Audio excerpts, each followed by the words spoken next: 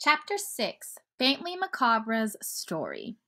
Once upon a time, this land was a barren and frightening wilderness whose high rocky mountains sheltered the evil winds and whose barren valleys offered hospitality to no man. Few things grew, and those that did were bent and twisted, and their fruit was as bitter as wormwood. What wasn't waste was desert, and what wasn't desert was rock, and the demons of darkness made their home in the hills. Evil creatures roamed at will through the countryside and down to the sea. It was known as the land of Null. Then one day a small ship appeared on the sea of knowledge. It carried a young prince seeking the future. In the name of goodness and truth, he laid claim to all the country and set out to explore his new domain. The demons, monsters, and giants were furious at his presumption and banded together to drive him out. The earth shook with their battle, and when they had finished, all that remained to the prince was a small piece of land at the edge of the sea. "I'll build my city here," he declared, and that is what he did. Before long, more ships came bearing settlers for the new land, and the city grew and pushed its boundaries farther and farther out. Each day it was attacked anew, but nothing could destroy the prince's new city, and grow it did. Soon it was no longer just a city, it was a kingdom, and it was called the Kingdom of Wisdom.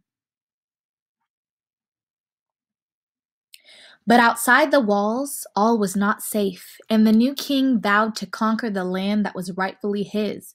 So each spring he set forth with his army, and each autumn he returned, and year by year the kingdom grew larger and more prosperous. He took to himself a wife, and before long had two fine young sons to whom he taught everything he knew, so that one day they might rule wisely. When the boys grew to young manhood, the king called them to him and said, "I am becoming an old man and can no longer go forth to battle. You must take my place and found new cities in the wilderness, for the kingdom of wisdom must grow." And so they did. One went south to the foothills of confusion and built Dictionopolis, the city of words. And one went north to the mountains of ignorance and built Digitopolis, the city of numbers. Both cities flourished mightily, and the demons were driven back still further. Soon other cities and towns were founded in the new lands. And at last only the farthest reaches of the wilderness remained to these terrible creatures, and there they waited, ready to strike down all who ventured near or relaxed their guard. The two brothers were glad, however, to go their separate ways, for they were by nature very suspicious and jealous.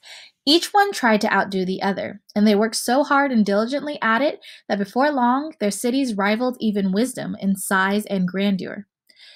"Words are more important than wisdom," said one privately. "Numbers are more important than wisdom," thought the other to himself, and they grew to dislike each other more and more. The old king, however, who knew nothing of his son's animosity, was very happy in the twilight of his reign, and spent his days quietly walking and contemplating in the royal gardens. His only regret was that he'd never had a daughter, for he loved little girls as much as he loved little boys. One day, as he was strolling peacefully about the grounds, he discovered two tiny babies that had been abandoned in a basket under the grape arbor. They were beautiful golden-haired girls. The king was overjoyed. "They have been sent to crown my old age," he cried, and called the queen, his ministers, the palace staff, and indeed the entire population to see them. "We'll call this one Rhyme and this one Reason," he said, and so they became the Princess of Sweet Rhyme and the Princess of Pure Reason, and were brought up in the palace. When the old king finally died, the kingdom was divided between his two sons, with the provision that they would be equally responsible for the welfare of the young princesses. One son went south and became Azaz, the unabridged king of Dictionopolis, and the other went north and became the mathematician, ruler of Digitopolis, and true to their words, they both provided well for the little girls, who continued to live in wisdom. Everyone loved the princesses because of their great beauty, their gentle ways, and their ability to settle all controversies fairly and reasonably. People with problems or grievances or arguments came from all over the land to seek advice, and even the two brothers, who by this time were fighting continuously, often called upon them to help decide matters of state.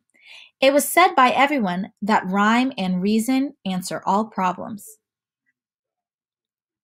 As the years passed, the two brothers grew farther and farther apart, and their separate kingdoms became richer and grander. Their disputes, however, became more and more difficult to reconcile. But always with patience and love, the princesses set things right. Then one day they had the most terrible quarrel of all. King Azaz insisted that words were far more significant than numbers, and hence his kingdom was truly the greater. And the mathematician claimed that numbers were much more important than words, and hence his kingdom was supreme.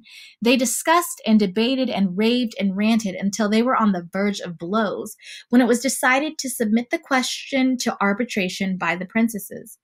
After days of careful consideration, in which all the evidence was weighed and all the witnesses heard, they made their decision. Words and numbers are of equal value, for in the cloak of knowledge, one is warp and the other woof. It is no more important to count the sands than it is to name the stars. Therefore, let both kingdoms live in peace. Everyone was pleased with the verdict. Everyone, that is, but the brothers, who were beside themselves with anger. What good are these girls if they cannot settle an argument in someone's favor? They growled, since both were more interested in their own advantage than in truth. We'll banish them from the kingdom forever.